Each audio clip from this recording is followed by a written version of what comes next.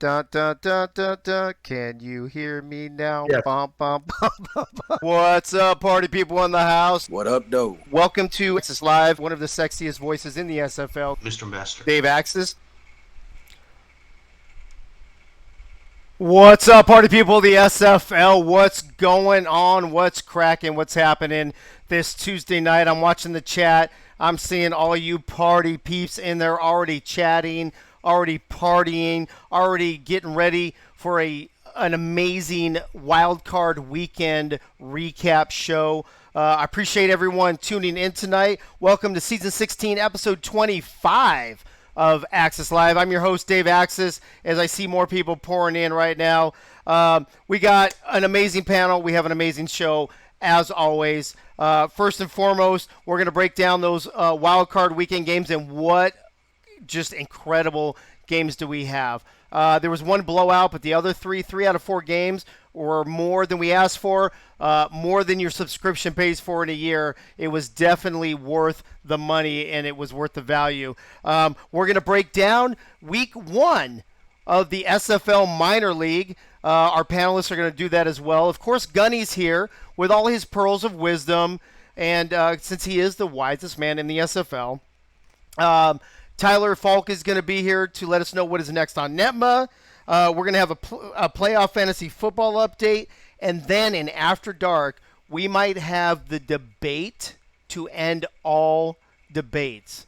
And I know you're probably wondering what I'm talking about. But once I bring it up in After Dark, you'll know exactly what I'm talking about. All right. In the meantime, let's get to what is my favorite part of the show, and that is to shout out the party people of the Axis Live show and the SFL. Let's see who the party people of the SFL. Look at, that's what she said, sneaking in like before I did even. Corey Mizzou's here. The lovely, amazing, perfect party people drinking Pete and Lisa is in the house. Nate Hall is here. My boy Fox Highwind's in the house. My boss Charles Doherty, Ray, Bob Funk, Bo Martin Jr., Will Todd, the mighty Joe Young is here. Freddie's here. Doug Britton, Hugo, Mike All is in the house. Freddie, Tyler Falk, X-Max Jet Plane. You know what, bro? I know X-Max Jet Plane. I see you all the time, and I feel like I should know who you are. Do me a favor, type it in the chat real quick so I can remember who you are, because I'm terrible at remembering this stuff, apparently. Your favorite quarterback is in the house. Does that mean it's my favorite quarterback, or does that just mean it's your favorite quarterback? Mike Twin Screw, I don't know, bro. This is like 9 out of 10 shows. If you were batting 900 in the BHB, what's up? Let me see who else is here. I already said Corey Mizzou, Pink Lisa, Will Todd, Doug Britton. A lot of the same people just yapping. Let me see who else I can find. Max Jackson. Max Jackson, what's up? I got a special surprise for you later. Hopefully you're tuning in for the whole show. Crazy H2000, Dwayne is here as well. The long arm of the law is back. Art Vandelay, don't touch the art. Whatever you do, don't touch the art. Let me see who else is here. A lot of repeat names. Josh Farnsy's in the house. The Cuban Missiles here. What's up? C. Menor. Gotta be the Whataburger versus In-Out debate. What does that mean? And who is C. Menor? C. Menor, who are you? Throw that in the chat. Let me know who you are. Are you a player in the SFL or in the SFLM? Let me know who you are. Cam's in the house. The SFL has decided to have a 10-team Super League started by the 4 teams in the South Mex-Tex division. What up? Or Tex-Mex, I guess. Eagle Mondavi is here, my left-hand man. Leon Thunderman is back with us. Let me see who else. Gosh, you guys are chatting so fast, I can't even keep up. Tom Rahman's in the house. What's up, Tom? James Walters, 87, is back, and I think that might be it. But that is a handful of people already to tune in to Access Live to see what are we going to talk about this week about all these wild card games. Like I said, 3 out of the 4 were amazing. One was a blowout, unfortunately. But we'll talk about that one, too, just so you know. So let's get to our panel, and let's see who is here. Let me see who else jumped in. Will Todd, did I already say you already? Oh, Corey Menor from the Predators. Okay, perfect. Thank you, bro. Appreciate you clarifying that. In the unscripted circle this evening, this is a man who is known by many names. Most of them start with the letter M, like Martin, or like Morpheus. But tonight, I don't know if he's Morpheus or I don't know if he's Martin. Either way, Bo Martin Jr.'s in the house. Bo Martin Jr., what's up, bro? What's going on, Dave? It is a glorious, glorious Tuesday evening. What's up to all my SFLians out there? What's up? Hey, and I don't know, real quick, I want to tell you guys, my next door neighbor reached out to me this afternoon, like maybe half an hour before we went on the air, and he said, hey, bro, he's like, hey, do you do a podcast or something? I was like, yeah, kind of something like that. I'm like, why, what's up? He's like, well, a couple of nights you've had the window open upstairs, and I heard you talking about this and that. So I gave him my the info. So if he hops on, Chris, my next door neighbor, if you hop on, bro, welcome to the show. If I don't see you, my bad. In the meantime, who else just jumped in? Nate Hall. Morpheus is only when I'm on the show. Yeah. Nate Hall, you seem to be the only one that he puts into the Matrix. I don't know why. I think he's got it out for you, bro. I don't know. I don't know what's up. I guess Bo Martin Jr. to Vancouver confirmed. I don't know what's going on. Albert begins sneaking in real quick. What's going on? All right, in the unfiltered circle, and this is going to be a shock for everyone. So I hope everyone's sitting down.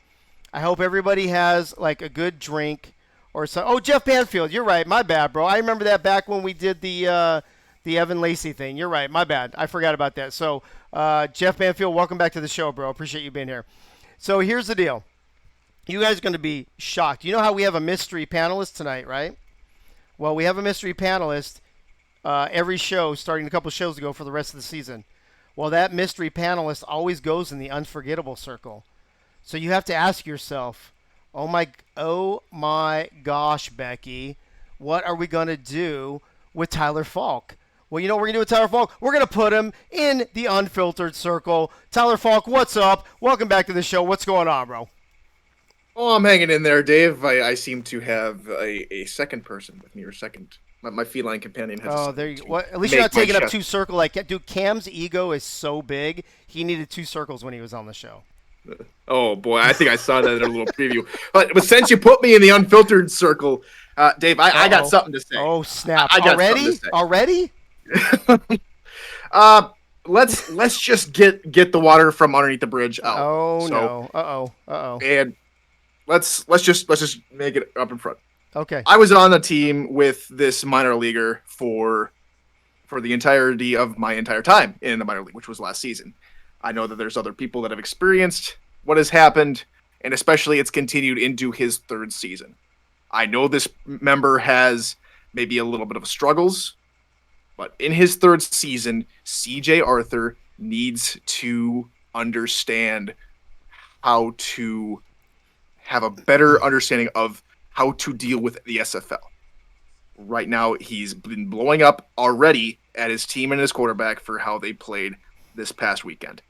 That is unacceptable, and it needs to change now. Okay. Well, thank you for that in the intro, Tyler. I will say that I believe that I have heard that he either is autistic or has some sort of I don't know what the correct term is anymore, but mental handicap, whatever the correct term is. I don't know the details, but everybody should probably take that in consideration. I'm not saying it excuses it, and I do believe that I've heard this now for at least 2 or 3 seasons, so I get what you're saying, Tyler. Everybody should just know what the whole story is. But I agree with you. I agree with that part. Also, real quick, yes, the Mighty Joe Young is Tyler's in the unfiltered circle. Nani? Is that what it says? Nani?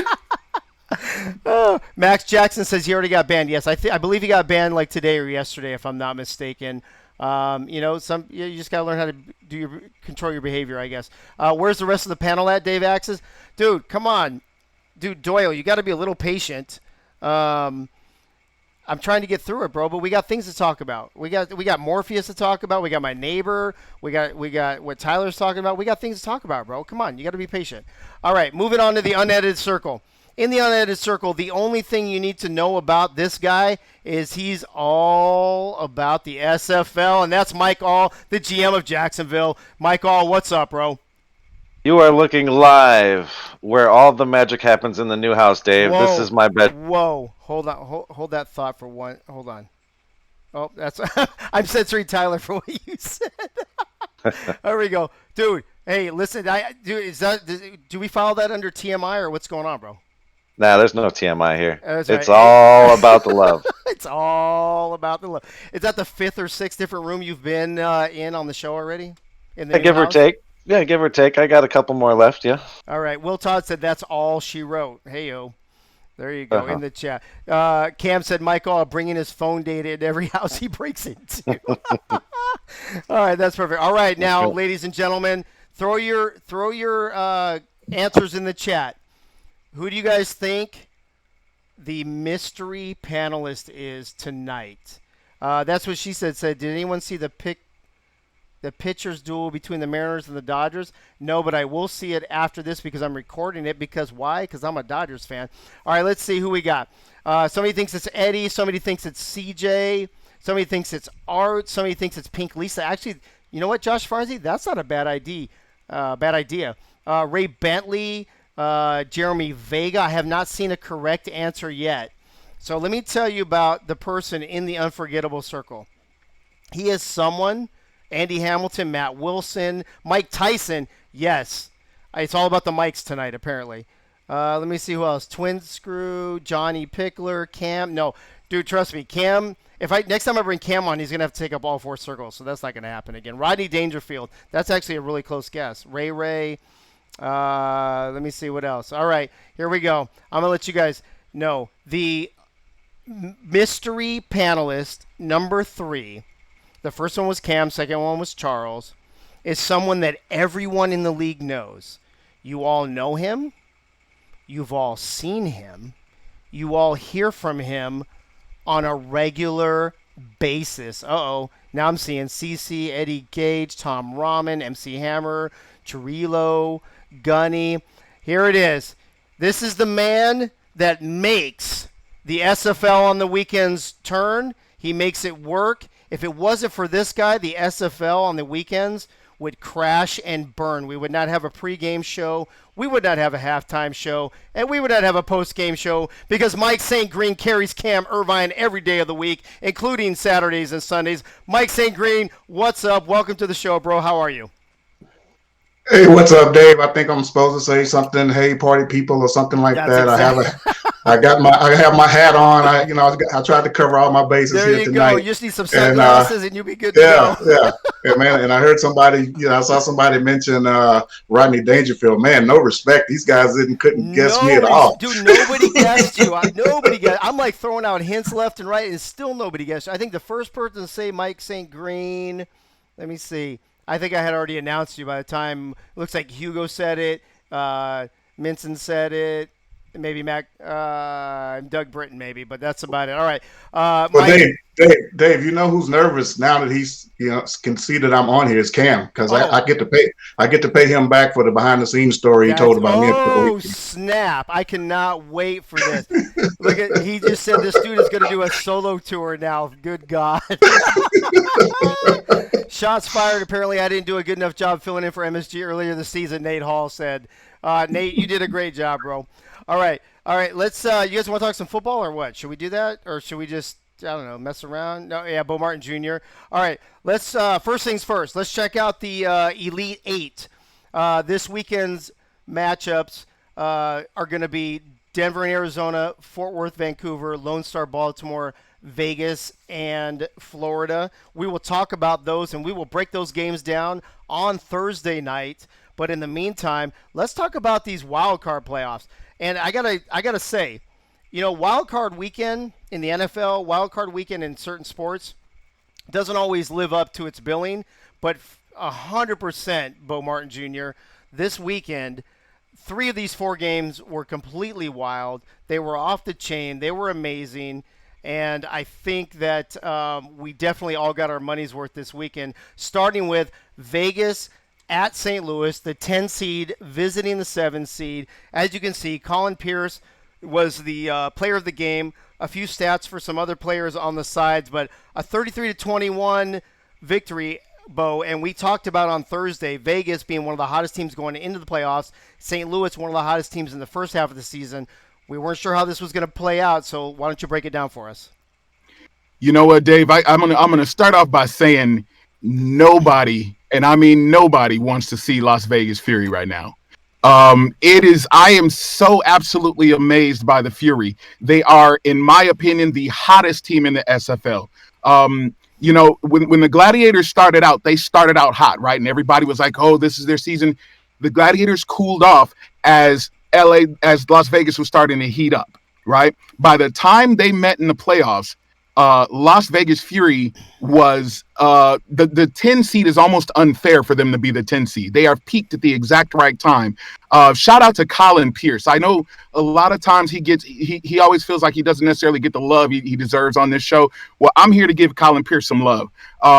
They put on a clinic. Colin was 19 for 24. He had 5 incompletions the entire game. Wow. He threw for almost 300 yards with an 80% completion rate with 3 touchdowns and 0 interceptions. I think this game says a lot more about how far the Fury has come versus how far the Gladiators have fallen. Now, we all know the Gladiators ran into their struggles later on in the season, but I think that the Fury they're going to be a tough team to beat, Dave. So breaking this down, you got not only did you have Colin Pierce with only 5 interceptions in the entire game, 5 incompletions in the entire game. Then you had Scott Johnson. Oh my God, Scott Johnson is a beast of a man. 31 carries with 158 yards. Okay, he averaged 5.1 yard per carry.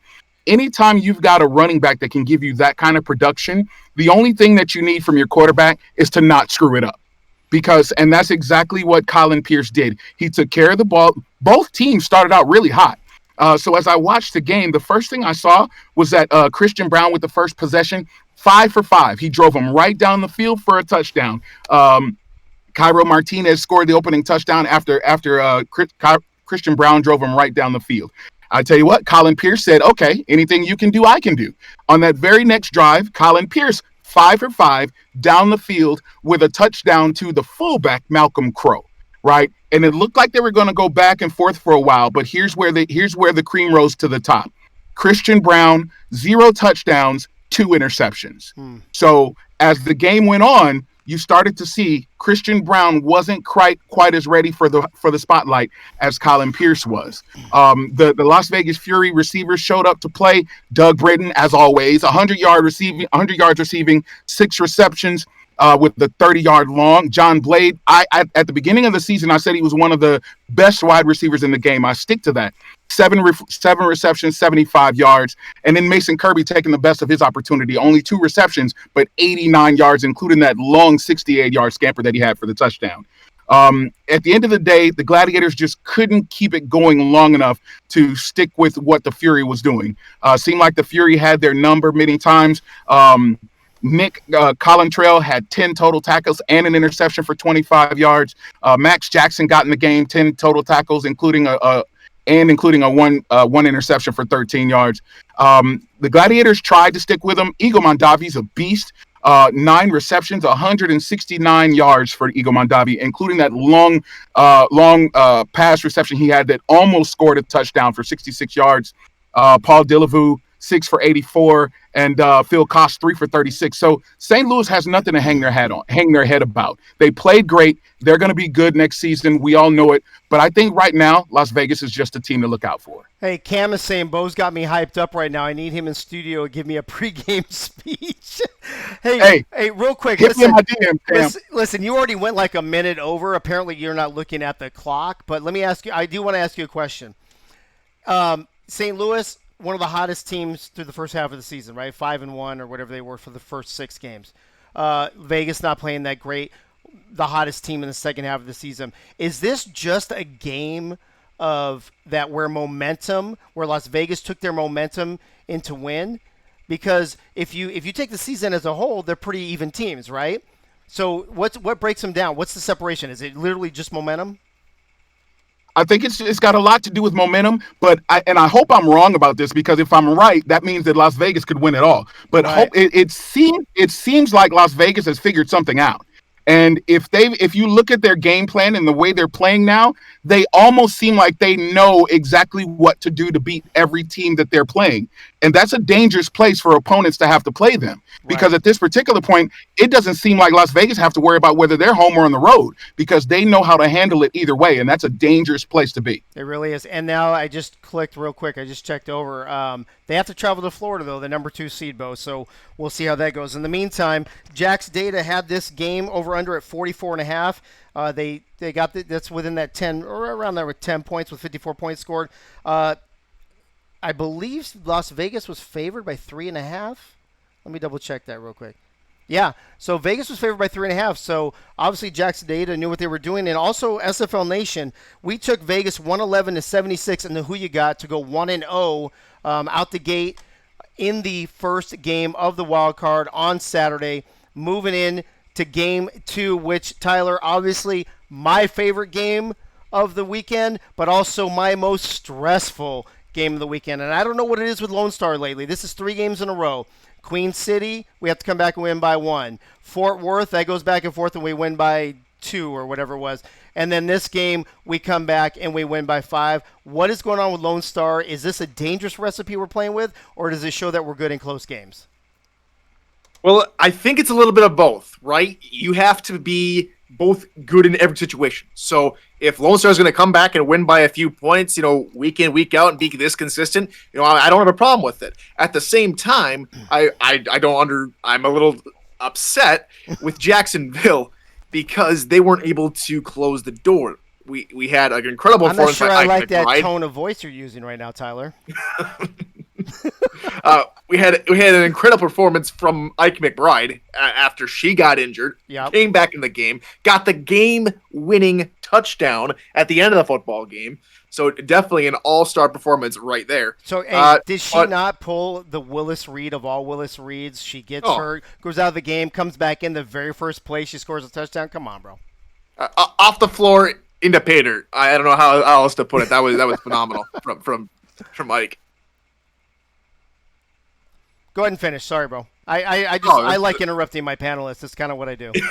It's all good. I'm sure Cam will call me out on it in about 3, 2, 1.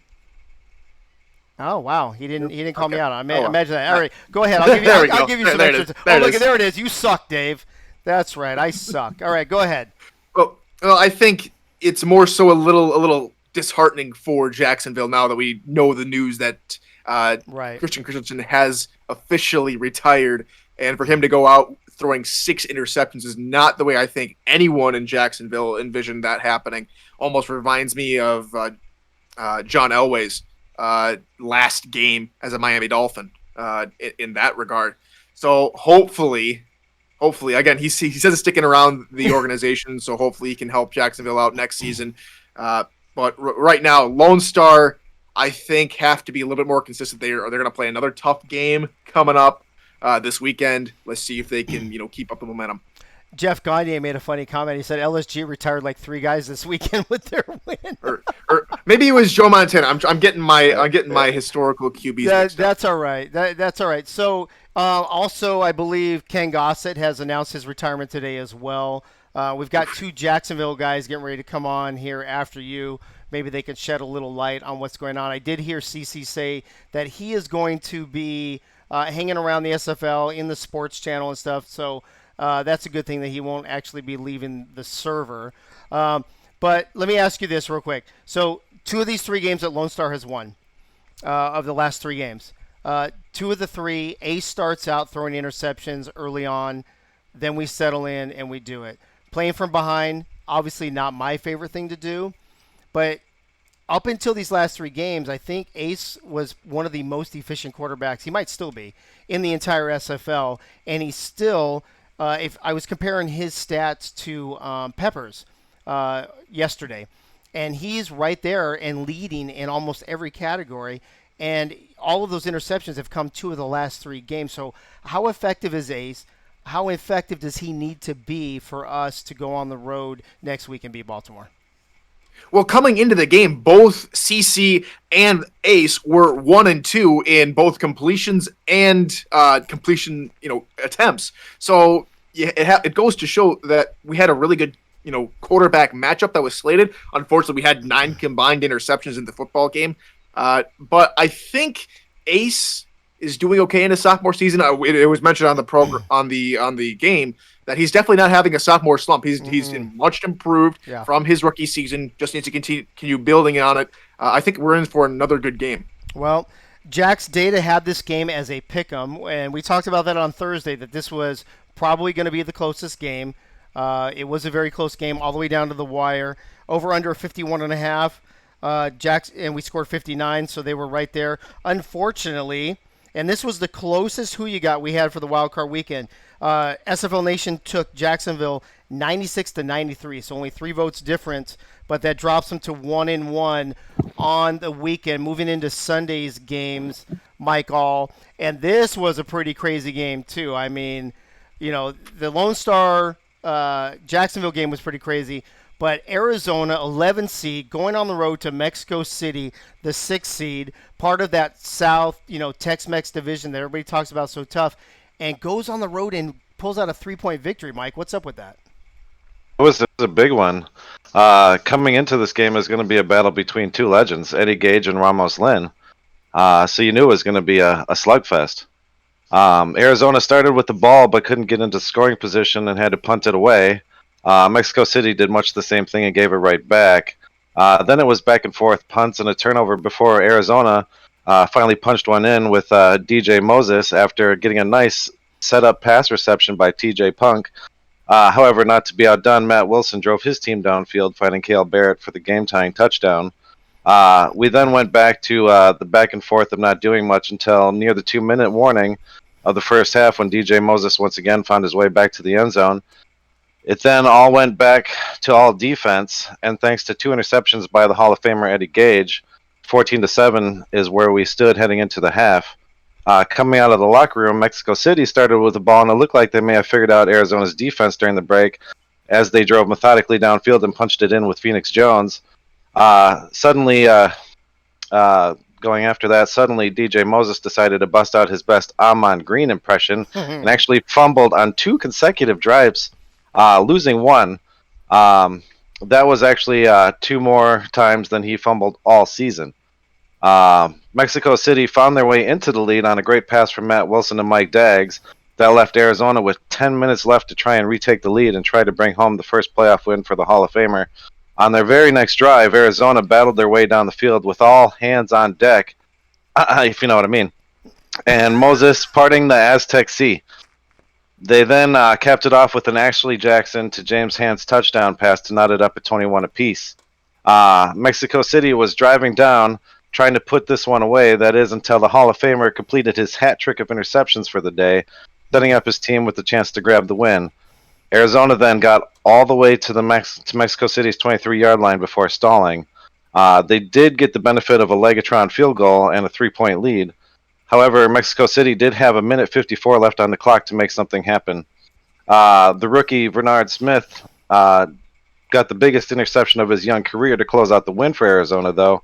And congratulations to Eddie on his first playoff win as an owner. Yeah. It was well fought on both sides, but Eddie's game plan and his player on the field just wanted it more. And that's not to downplay how great Mexico City and Ramos Lynn were this season. They did a great job. They did. I mean, let's be honest. So Eddie Gage is passionate off the field, and he's passionate on the field. But let me ask you, Eddie. We talk about Eddie Gage. We say that, you've got DJ Moses up on the graphic. He was player of the game. But, Mike, let's be honest, and I hope you agree with me. And if you don't, I would like you to let me know why. This team goes and stops with Ashley Jackson. If she throws a bunch of interceptions, they lose. If she's efficient, they win. That just seems like a simple recipe to me. Am I wrong, or do you agree with me? No, you are absolutely right. When Ashley Jackson is on, Arizona is on, and Ashley Jackson was on this game. 83.87 completion percentage on the day, 308 yards, 1 touchdown, 0 interceptions. No interceptions. That's the key for her, right? Yeah. Absolutely. Well, Jack's Data had this game 59.5, so they didn't quite live up to that with only 45 points scored in the game. Mexico City was favored by 3.5. They did not cover. And, Mike, we go – SFL Nation, we go 2-1. on Wild Card Weekend. We took. Oh, I'm sorry. No, we didn't. Oh my gosh, Becky, look at that. We lost that one. We go 1-2. We took Mexico City 146-43. Over 100 more votes for Mexico City, and we lose out on that.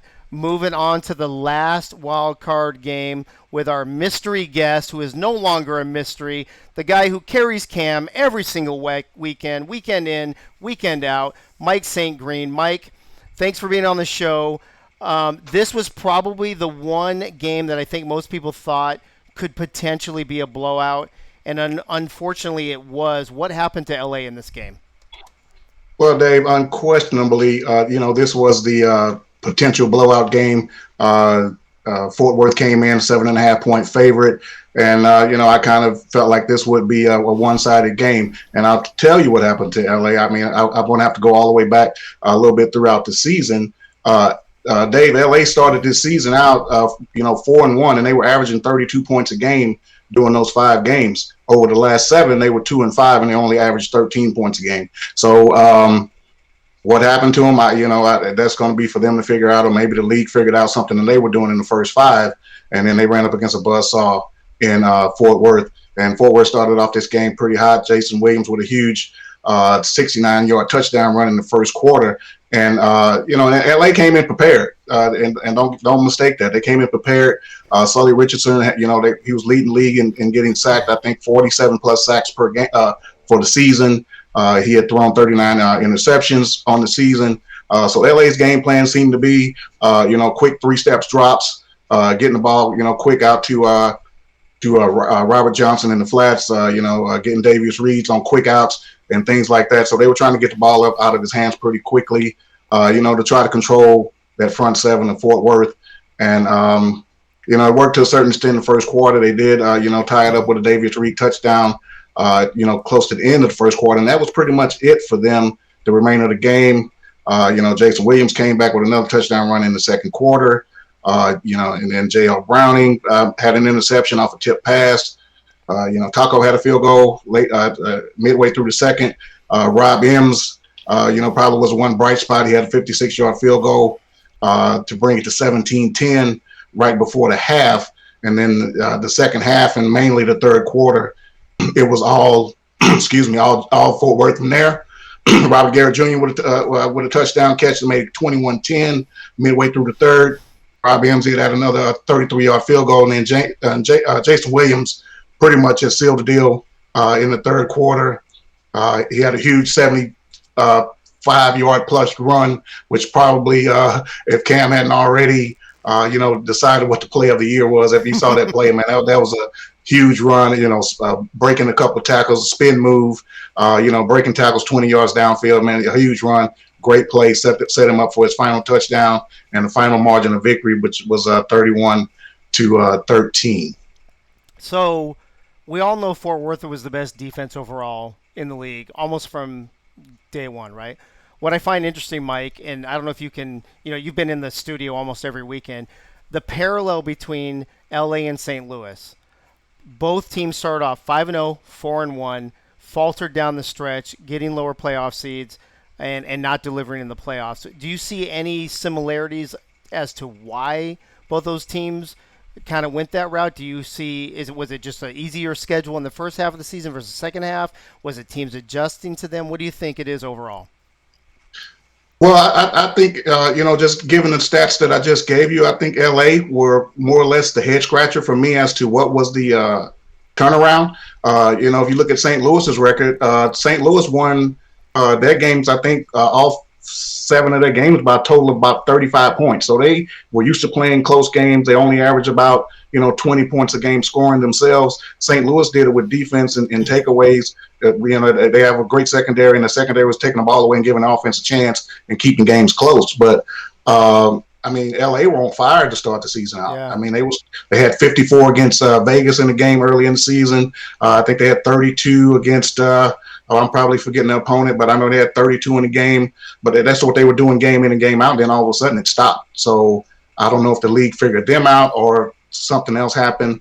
But like I said, maybe, the sacks, I know had to be a huge part of that, and definitely the 39 interceptions probably played a big role in that. I agree. Both those teams going through growing pains the second half of the season for sure. Before I get to Jack's data, I just want to make a point real quick as everybody looks at the graphic. Underneath the scores, you see the highlights of certain players. If you look under Fort Worth at the very bottom, I want to point out Nacho Sicario, 5 tackles, 1 assisted tackle, 1 tackle for loss, 1 pass deflection, but most importantly that day, he got married. He took one for the team. So, attaboy, Nacho. Way to take one for the team, buddy. And he got married, so that's why he's got his stats on the graphic tonight. You're welcome, bro. Hope everything was good. I saw a couple pictures. Looked like it was a great time. Congrats on all of that. And what's that say? Oh, yeah. Y'all are awesome. Yeah, Nacho, you're awesome, bro. All right. We're gonna transition now. So we've done the wild card games, and we're gonna knock out these the SFLM Week 1 games. Each of our panelists has a game to cover on that as well. But before we do, we got to get to my main man, Gunny. Gunny, what's up? How you doing, bro? You hanging around here? What's up?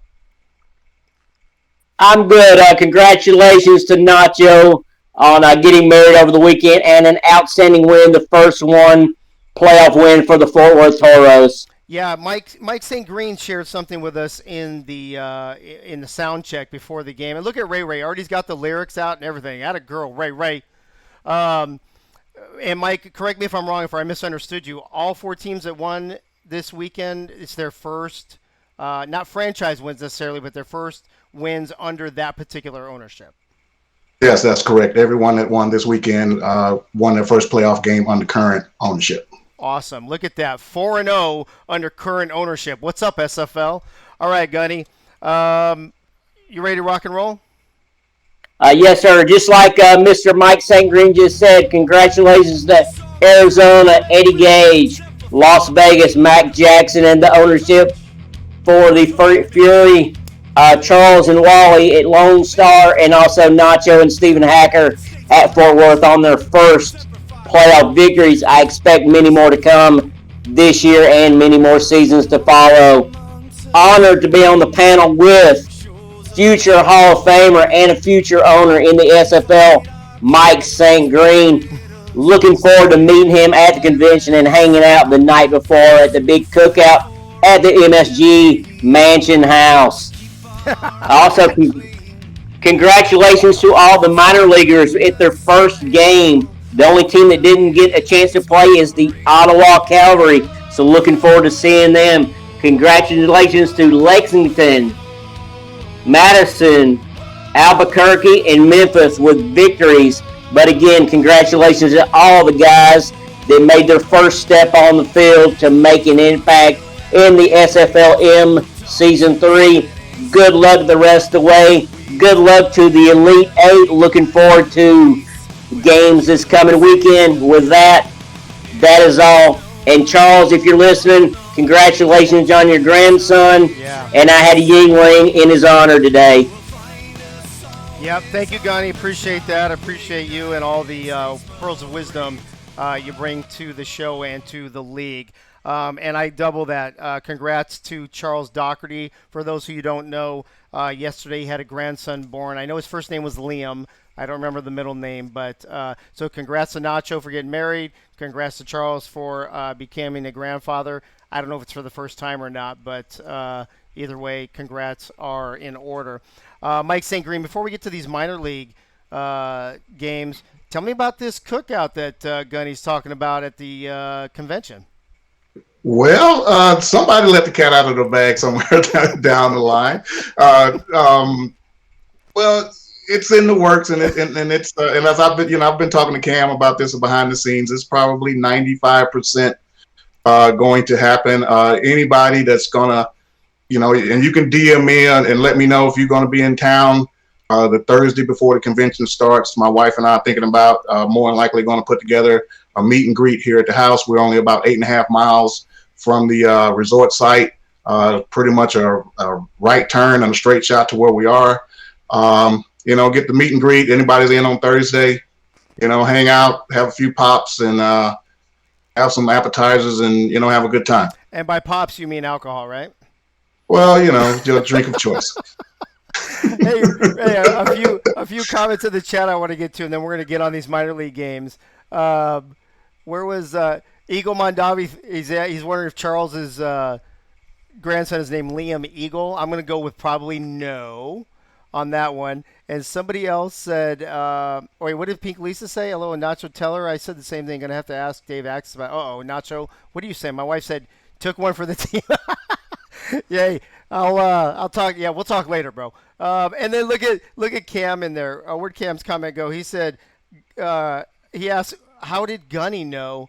How did Gunny find out about this, bro? Listen, Gunny knows everything. There's a reason why he's the wisest man in the SFL. He can sit out 1,000 meters watching you through a scope and watch and hear everything you do, Cam. As a matter of fact, Cam, I wouldn't even open your curtains right now if I was you, just saying. So let's get to these minor league games. Bo Martin Jr., yes, minor leaguers, you don't get the amazing graphics that the SFL gets just because, for two reasons. Number one, I'm too lazy. And number two, if I give them to you now, then what do you get when you get to the show? You gotta have some kind of difference, right? So this is what you're getting today. The first game, Lexington over Birmingham. I believe this is Lexington's very first game, if I'm not mistaken. Bo Martin Jr. And I believe this is owned by or I don't know if it's owners or GMs or what they do, run by Chad Rowland. So congrats to Chad. But I mean, what a way to make your mark in the SFL minor league by coming out and winning a game 25-0. What happened here? And I'm going to reset the timer. You guys are only getting 2 minutes on this one. So go ahead. All right, so I'm going to try to talk fast, so y'all stick with me here. So there really isn't much to say on Birmingham besides they ran out of fuel, or they showed up to the football game with no fuel. I like that pun. Listen, I'm going to be as nice as I can and just try to ignore Birmingham altogether. Okay. Because there was so little that I saw of positivity. And I understand that they're a minor league team, but they are the last season's runner-up, so I expected a little bit more out of them. So I'll spend a little bit of time talking about Birmingham. 53 yards of total offense. Not for a quarter, because that would be horrible even for a quarter. I'm talking about 53 yards of total offense for the game, Dave. For the entire game, they only produced 53 total yards. They had 30 yards passing and 23 rushing yards. Bryce Holloway went 8 for 23. Okay. His completion rate was 34%. He had 0 touchdowns, 3 interceptions. Wow. So needless to say, they had 1 third down conversion and 1 fourth down conversion the entire game. So I'm going to leave Birmingham out of fuel on the side of the road. Let's talk about Lexington and that grown man who is automatically the front runner for minor league player of the year so far in Bailey O'Shaughnessy. That man is SFL ready. And I tell you, I'm going to say it now for 2020-21. You hear me? Bailey O'Shaughnessy will be the first running back off the board when this draft comes up. Bailey went 31 carries for 135 yards and also added another 8 receptions for 90 yards. A running back produced in the SFLM produced 225 yards of total offense. That is insane. Bailey's a beast. He is a man among boys. And if you want to know what happened to Birmingham, look no further than Bailey O'Shaughnessy. I don't have anything else to say. I'm out of time.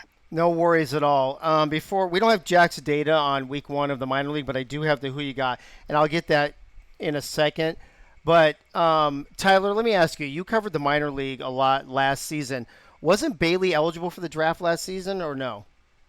Yes, he was available last season, and what ended up happening is we had a couple other people go off the board. We had they're in the actual pros now. I'm trying to remember the name. Other than Charlie Bullet Boletsky got off the board to Florida, and gentleman who went over to DC with the second overall pick. Oh yeah.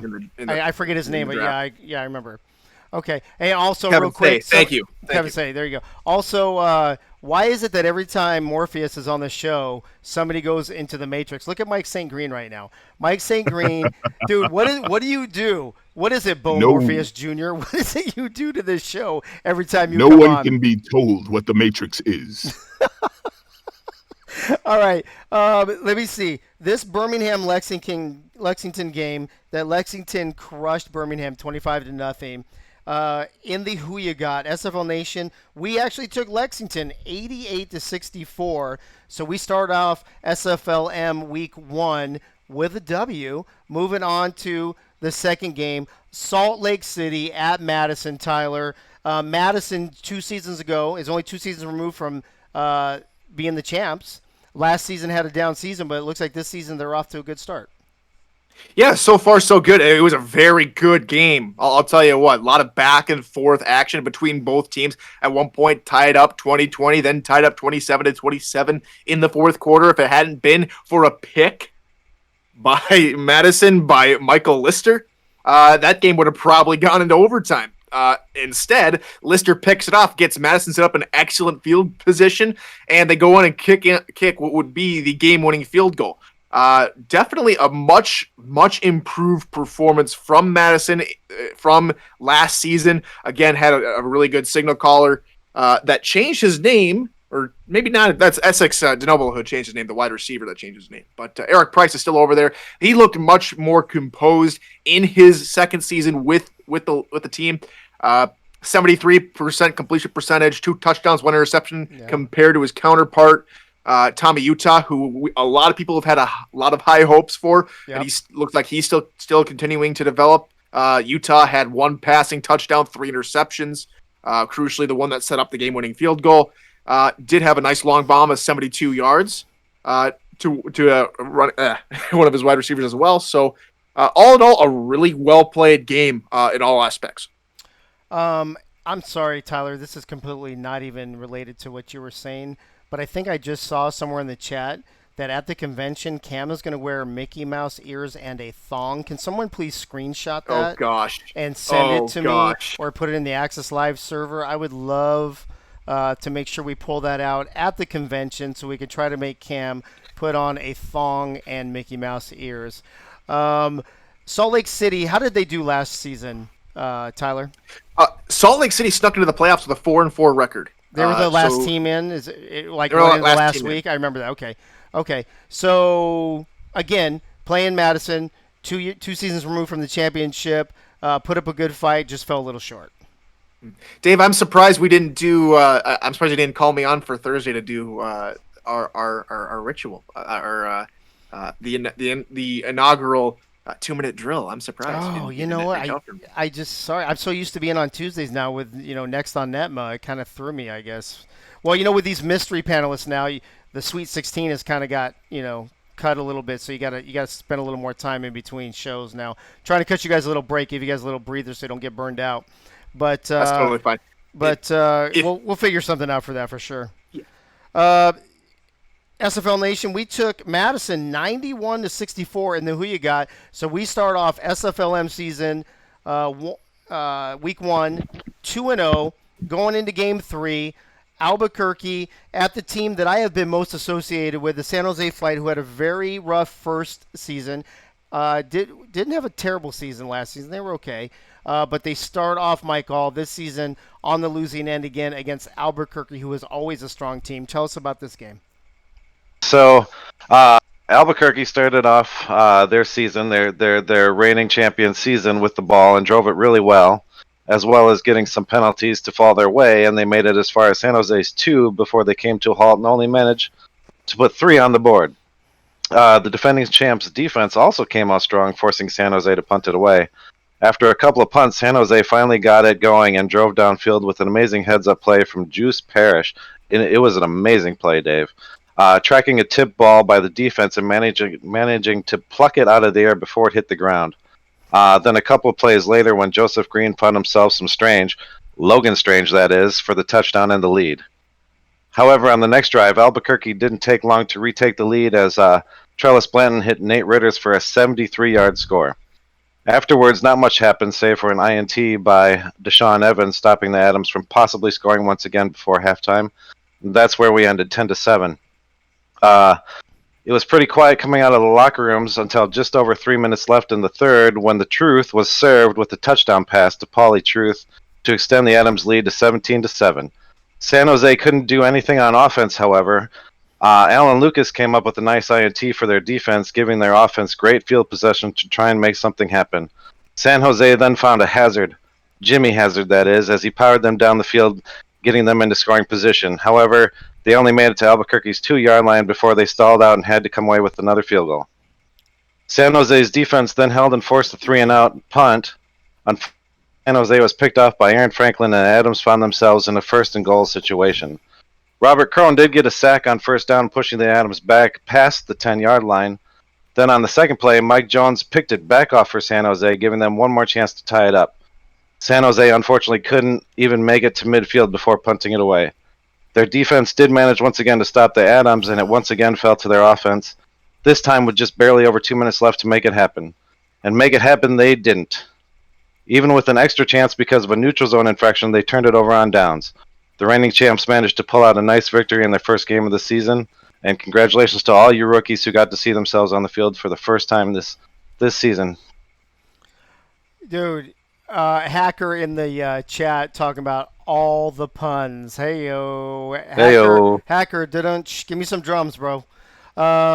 So, again, San Jose, team I'm most affiliated with, love them. Albuquerque is always competitive. Looked like a pretty close game. Here's the thing, Mike, though, that Douglas Brown, the running back for Albuquerque, he played in the SFL minor league last season. And, dude, he rushed for almost 100 yards and almost 4 yards a carry. Is he going to be someone to really look out for the draft this season? Oh, yeah. Douglas Brown and Nate Ritters for Albuquerque are going to be two of the top guys to look at. Awesome. Look at my lovely, amazing wife, Pink Lisa, gifting Tier 1 subs to the Dave Axis community. Look at that. Atta girl, Lisa. Oh, you gave one to Charles? Look at, I'm starting to give you a compliment, and then I find out you gave it to Charles. Oh, my gosh. That's all right. Well, I'll take it out of his buttery Chardonnay. Here, look at this. This is pretty amazing. And I don't know.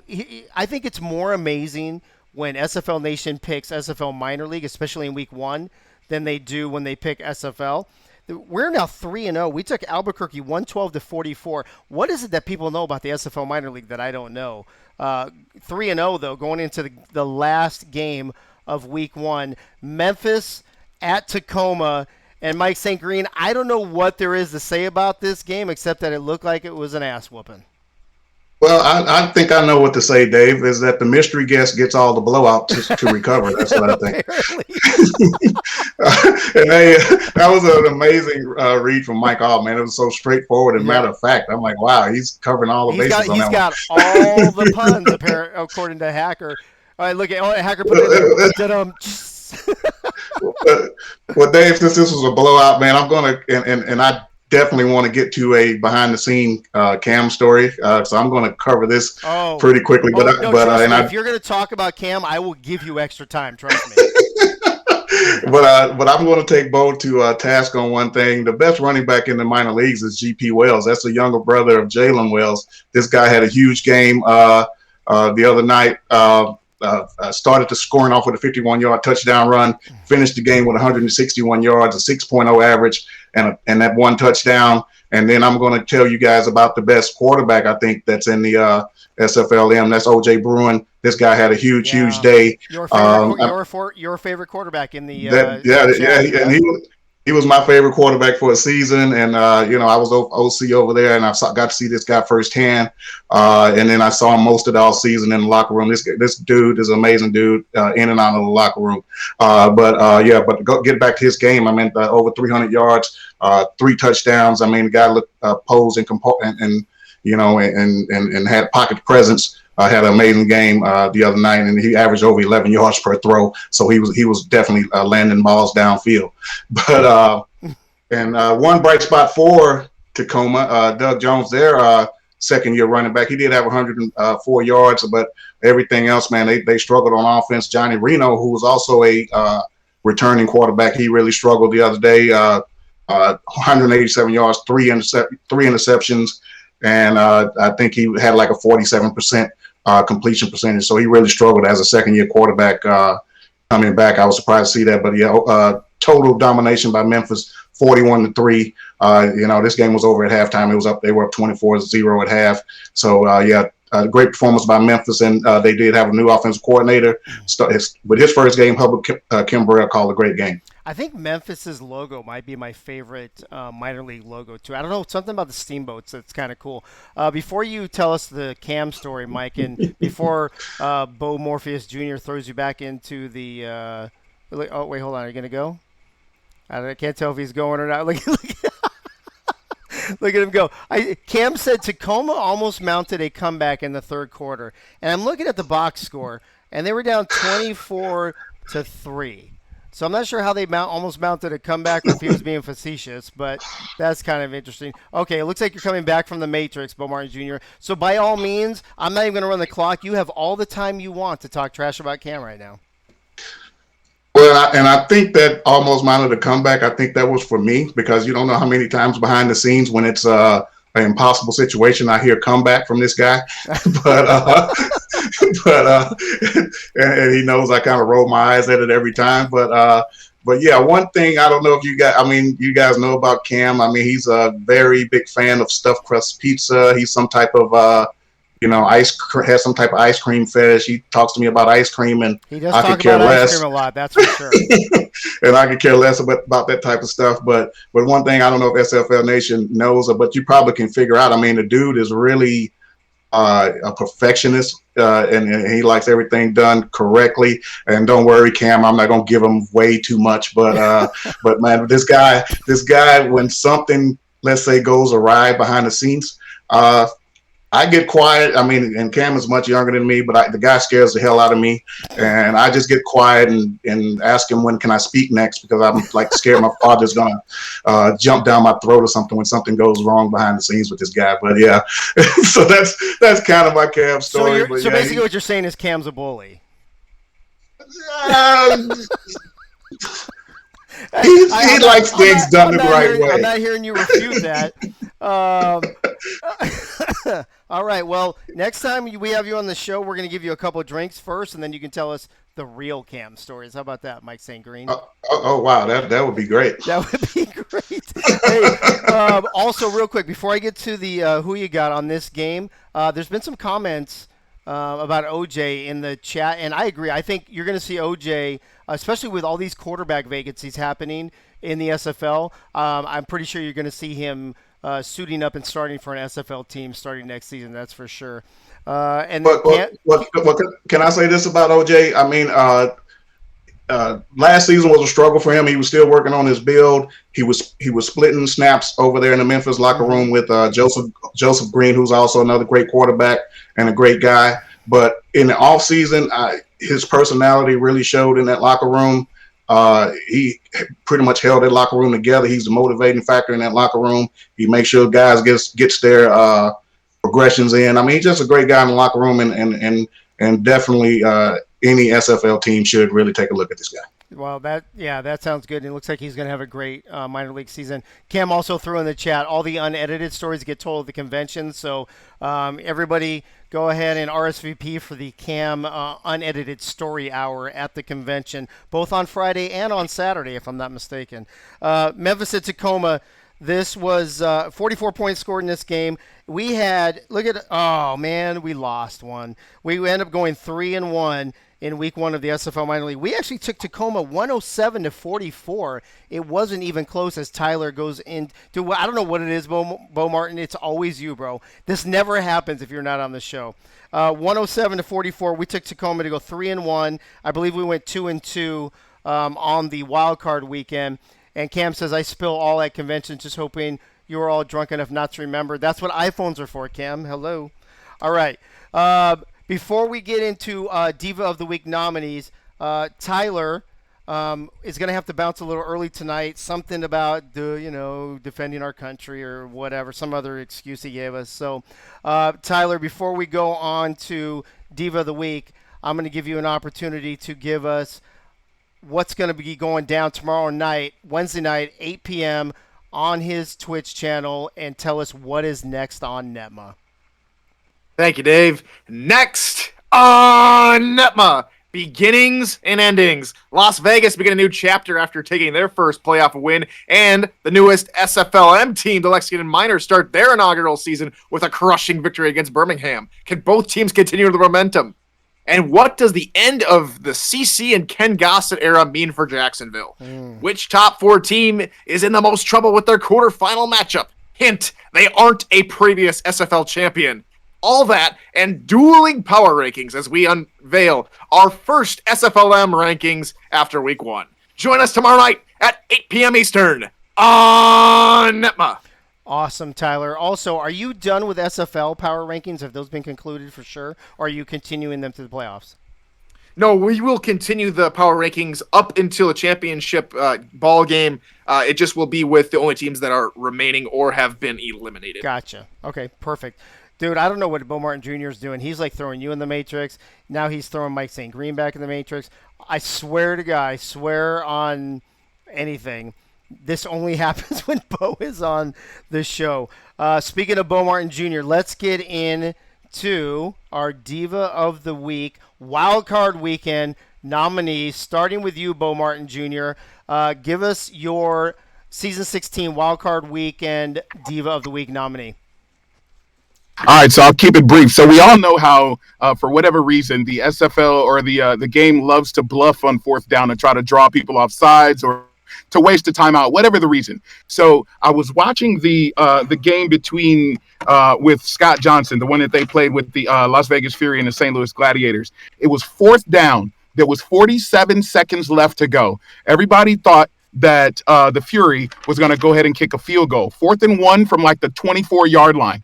Instead, 4th and 1, 47 seconds left. What do? They give the ball to a stud of a running back, Scott Johnson. What does Scott Johnson do? Scott Johnson gets hit in the backfield, does a spin move, does a stiff arm, and works his way to get the first down. He was not to be defeated.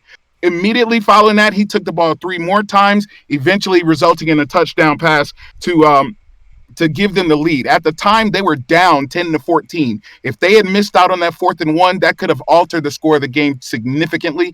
Scott Johnson, my Diva of the Week, with a 4th down beast of a play to stiff arm somebody and get the first down. All right, that's awesome. That was actually a great one, Bo. We're going to go to Tyler next, and then I believe after this, Tyler needs to bounce. Tyler, who is your Season 16 Wildcard Weekend Diva of the Week nominee? So there were a lot of good SFL playoff games this weekend. There's a lot of great moments, but I think there has to be some love for the minor league, especially the newest team in the SFLM, the Lexington Miners. What a ball game, team-wise, all around. The coaching, Tom Tanner, in his debut as a defensive coordinator, holds an opposing offense that was the backup, the runner-ups in the championship game in season 2. Right. I was very impressed by Lexington. I hope it continues for them. They are my Divas of the Week because they deserve it, especially the way they got their first franchise win. And with that, it's good morning, good afternoon, and good night, ladies and gentlemen. Later. All right. Thank you, Tyler. Appreciate that. Michael, moving on to you. And by the way, I believe what Tyler was talking about with Lexington, I'm sure that makes Chad Rowland very happy. Michael, who is your Season 16 Wildcard Weekend Diva of the Week nominee? Well, let me just say this.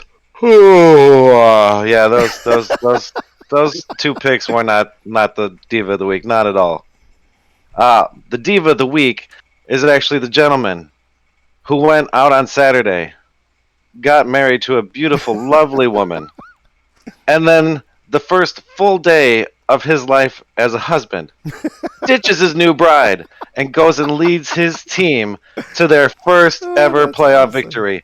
That man is Nacho Sicario, your Diva of the Week. That might actually be the funniest Diva of the Week nominee we've ever had. Ditching your bride on your first wedding day. All right. Mike St. Green.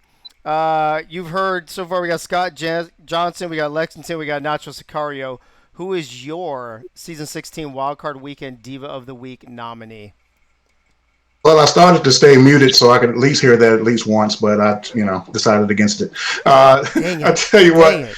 what, this game could have produced, in my opinion, several divas of the week because a lot of them had diva moments. But the one that benefited from it and basically from her own, heroic effort, off of the other efforts of the possible honorable mentioning guys like the huge play that set up this diva moment was Gunny McGuire tipping a pass to a wide open that was intended for a wide open Ken Gossett, and Day took advantage of it, returned it inside the red zone, which set up the heroics of my Diva of the Week nominee, Ike McBride. Ike McBride was injured midway through the third. I actually thought it was a little earlier than that in the game. Lone Star's running game after that was like non-existent. But then midway through the fourth, she got up off the mat, and after this big play and return by Doug Day, 2 plays later, and the reason why this was huge with her coming back when she did, like I said, the running game was non-existent. Lone Star couldn't really sustain anything because she was having a big game up until this point.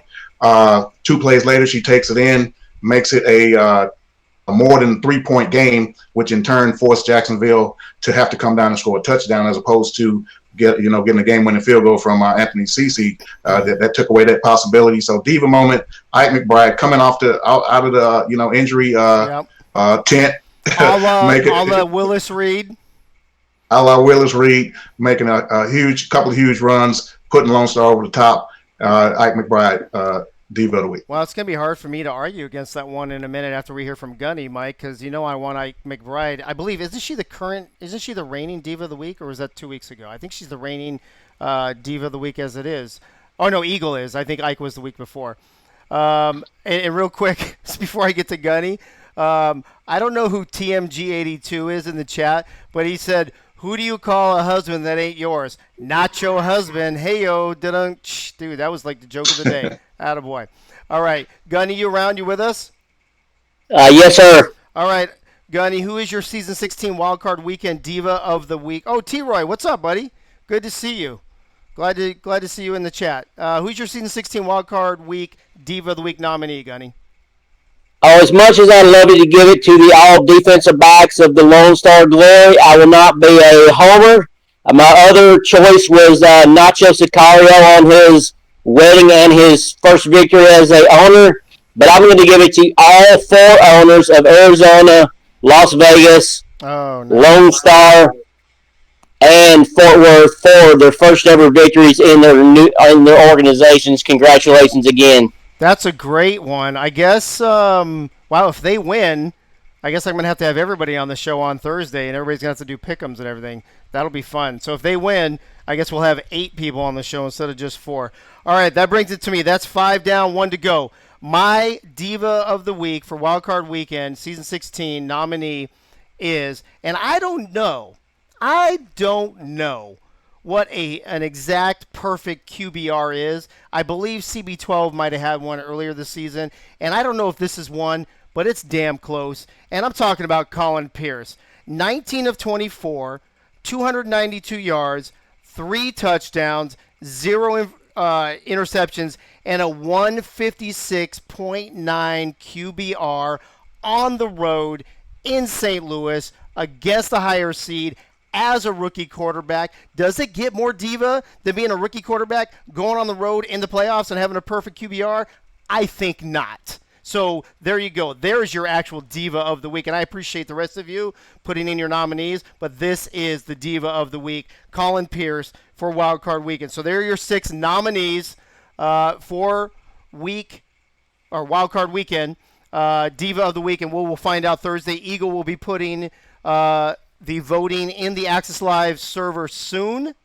And look at Will Todd already agreeing with me. Oh, look at Eagle. Every time I go to say it, he's already on top of it. He already put it in the Twitch chat. Eagle, attaboy, way to be on the ball. He's already got the 6 nominees for the voting Diva of the Week, Wildcard Weekend, Season 16. That brings us to this. This is a quick show. It's amazing how fast this show goes when we don't have 12 games to break down every show. But here's the deal. Let me see as I pull this up. I don't know how many of you read my Oh, actually, I need to hold on. One more thing. Sorry, real quick. Fantasy football update. Here it is. 10 people are playing, and Delaney Nash is in first place. Now you got to remember, not everybody loses players moving on to the next week, so some people may have picked lower rated players their first week to get more points later. As you can see, I'm trying to make an excuse why I am 10th. But Delaney Nash, Dwayne, the Axis Live panel from the other night doing a charity team for Objective Zero. Nate Hall, Eagle Mondavi, Johnny Pickler, Gunny, Ray and Tom, Hunter Norwood, and pulling up the rear in 10th place so far is the one and only yours truly, Dave Axis. Axis Live Drunk Crew. Yeah, it was pretty much. Yeah, how bad is it, Charles, that the crew that was drunk on my show the other night is third, and I picked my team sober, and I'm 10th. So not a great look on me, but it is what it is. So there you go. There is the fantasy football standings update. But here's what we really need to talk about. I don't know how many of you read my my show announcement earlier today, but I put in there that in Access After Dark we need to have the debate, the huge debate, quite possibly one of the top 3 most important topics you will ever talk about in your lifetime. And I'm only bringing it up because somebody brought it up in Gen Chat or the convention chat or something, and we need to get to the bottom of this. So I need to get all the panelists' opinion, and for those of you in the show chat, I need your opinion as well. And what it really boils down to is, what is better? Is it In-N-Out or is it Whataburger? Now, In-N-Out is a Southern California thing that has spread out to Nevada, Arizona, even into Texas, Oregon, I believe, as well. Whataburger's in Texas. I think they may have gone out to a couple different states. I grew up on In-N-Out. I absolutely love In-N-Out. Now, sometimes you have some issues with the fries, and I get that, but the burgers are the best fast food burgers in the fast food industry, period. I've had Whataburger probably about 7 or 8 times. And no, Zach Holdorf, White Castle is not an option. And I got to tell you, yes, Tom Ramen, double, animal style, I'm telling you. So, Bo Martin Jr., let me start with you. Oh, let me finish. I'm sorry. I have had Whataburger several times. I have had In-N-Out my whole life. I have had both of these. I am able to, James Walters 87, I am able to give a slightly biased opinion, but at least I have data because I have had Whataburger. Bo Martin Jr., have you had one or both of these two amazing hamburger restaurants? Dave, born and raised in the Midwest, and I now reside in the East Coast. I have never tried either one of those, so mine is going to be a real short opinion because I don't have one. Okay, well, thank you for that. I appreciate you being on the show. Mike Gall, have you had one or both of these fantastic burgers? So, Dave, I'm just going to admit it right now. It was an innocent little post by me that started this whole debate, Dave. Oh, you started all this stuff in the convention I started chat? this whole debate. Okay, how did you start it and why? So at my old job, I worked for American Tire Distributors, and every so often they would ask for help at other branches, whether to be moved from an old branch to a new branch or just help out. And this happened to be one of the cases in Lubbock, Texas, where they were moving from an old branch to a new branch. So I went there, and there was a lot of us there, and the locals were like, "Hey, you got to go to Whataburger." I'm like, "What the hell is Whataburger?" Right. Why would you call a place Whataburger? And they're like, yeah, we'll go to Whataburger. So we went there, and it was good. I enjoyed it. It was a good burger. And I stole the little number for my order, Whataburger number 71. I stole it and brought it home as a souvenir. And it was a little picture of that started this whole debate. Oh, Gunny just put that in there, Whataburger number 71 table. And I see people throwing in Five Guys, and you got to be out of your mind. The Five Guys fries suck, and the Five Guys burger is an In-N-Out burger wannabe knockoff. It's terrible. I want to know how many people in the Midwest, or how many people have been to the Midwest, especially in the Chicago or Illinois area, and have had Portillo's. Portillo's has an amazing burger as well. But we won't throw them in this right now. We will get to Mike St. Green. Mike St. Green, you might be the most authoritative opinion on this issue, seeing as how you are a chef yourself. Have you had one or both of these burgers, first of all? Well, I'm in Texas, and everybody knows Whataburger is, pretty much based in Texas. They've ventured outside of this area here in recent times, but I have not had an In-N-Out burger, and probably never will.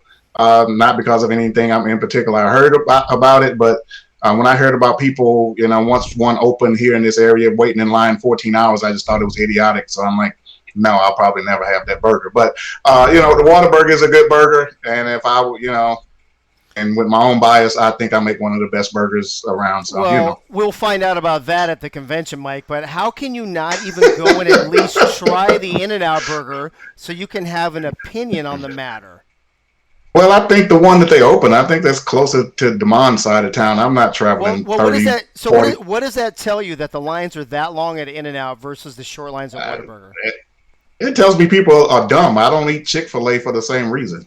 Dude, Chick-fil-A, dude, I'll tell you what, Chick-fil-A needs to run the DMV and the entire government because they might be the most efficient company on the planet. I go to I go to Chick-fil-A down the street from my house, and there's probably 30 cars in line, and I'm in and out in like 5 minutes. It's unbelievable. I mean, they're definitely efficient, but every time I pass a Chick-fil-A and see a million cars wrapped around the building, I'm like, man, what are these people thinking? But anyway. Well, I think that's just me. Dude, I'll tell you what they're thinking. They're thinking that In-N-Out has amazing burgers. That's what they're thinking. There's also another Midwest, and actually it's here in the South. It has a blue sign. They have pretty good burgers. They have like a butter burger that's actually that would pretty be good. Culver's, Dave. Culver's. So Culver's is pretty good too. I would actually maybe even put Culver's above Whataburger. I would put it In-N-Out, Culver's. I'd put Portillo's in there. Whataburger would be maybe fourth. Whataburger to me is like finishing fourth in the Olympics. You get the gold medal, you get the silver medal, you get a bronze medal, and then you're like, oh, sorry, Whataburger, you finished fourth. You get nothing. You get absolutely nothing. That's what Whataburger is to me. I think Eagle's right. I think we might have to do. Hacker said, I have moved down in Hacker's power rankings. That's amazing. Well, I'll tell you what we need to do. Oh, the Habit. The Habit is definitely an In-N-Out knockoff, Dwayne. I think what we need to do is we need to put Mike St. Green to the test and see if he actually has a burger that's better than Whataburger or In-N-Out at the convention in August. So, Mike St. Green, get ready for a lot of people ready to judge your burgers, bro. I will take that challenge any day of the week. I've had people tell me my burger is the best burger they've ever had in like their lives or the last 20 years and things like so. You know why they're that's no problem. They're telling you that they're getting a freaking free burger, bro. Well, I don't know about that. Maybe they'll get the SFL discount or something like that. There you go. That's even better. All right. Well, I don't see a lot of people like voting in here. Eagle said something about maybe we need to have a vote on it. Well, we need to concentrate on Diva of the Week, but maybe we'll do that. That's what she said. Said Fuddruckers. Fuddruckers is like old school though, bro. They're really not there. Actually, if you're in LA, you go to Tommy's. Tommy's is they got chili burgers. Those things are phenomenal as well. So, all right. Oh, and Smash Burger, yeah, Charles. Smash Burger is not too shabby either. They have one in San Diego that I went to. Let me see what else. Anybody else got any opinions in here before we start wrapping this bad boy up? Fuddruckers did close apparently. Red Robin, yeah, but they're not really fast food. Bullet.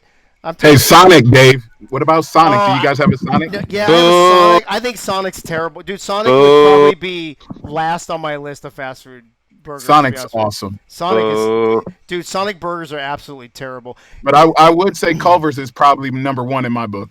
Yeah, there you go. That's only because you haven't had In-N-Out though.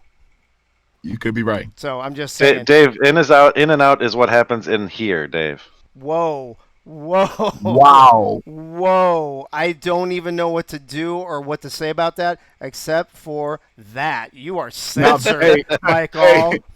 You know the sad part is, Mike, we're talking about fast food, and you're referring to what happens in there. Oh, so you eat a lot of burgers and fries in your bed is what you're saying. Damn right. That's what he's saying. Oh, my gosh, Becky. We better wrap this up before things get even more out of hand. Let me see. Dave already bashed Five Guys. Yes, I did, EJ Minson. Five Guys is terrible. White Castle is terrible. Crystals is terrible. Sonic is terrible.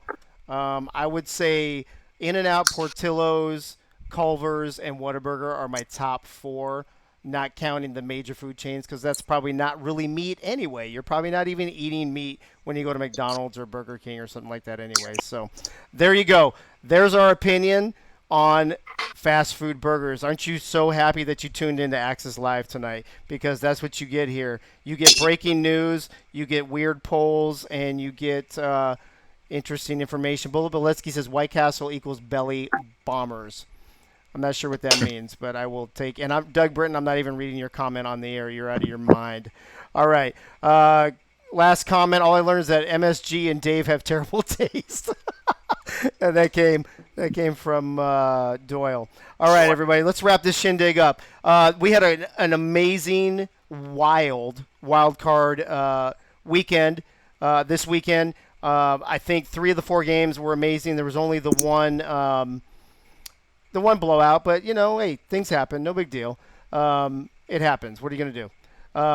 But the other 3 games were amazing. We have even better games coming up in the quarterfinals this weekend on Saturday and Sunday, which we will break down on Thursday, which is a little less than 48 hours from now.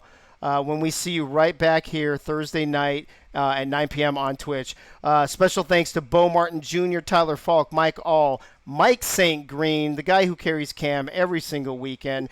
Thanks to Gunny, as always, and to everybody in the chat who has put their 2 cents in about the burger situation and gone back and forth about a few other topics and a couple that I don't want to repeat on the air. So thank you for tuning in. Appreciate everybody. Love you guys. I will see you in about 48 hours on Thursday night right here on Twitch when I see you at the tees.